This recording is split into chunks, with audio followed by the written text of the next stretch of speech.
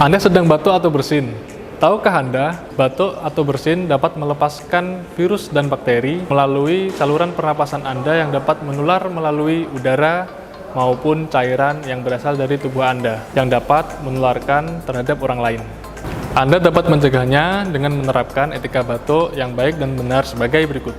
Yang pertama, saat Anda batuk atau bersin, Anda dapat menutup hidung atau mulut Anda menggunakan tisu.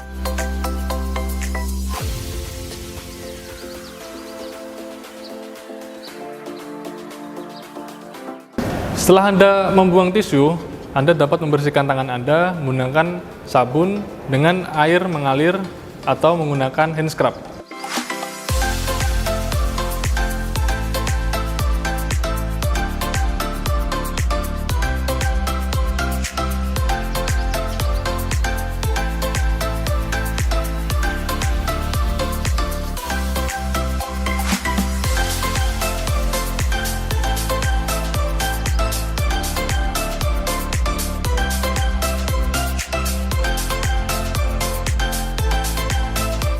Yang kedua, Anda dapat menggunakan lengan bagian dalam. Yang ketiga, saat Anda batuk, Anda dapat menggunakan masker.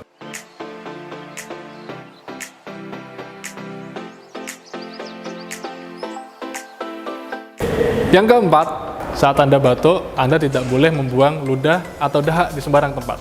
Dengan menjalankan etika batuk yang benar, Anda dapat mengendalikan resiko infeksi di sekitar kita.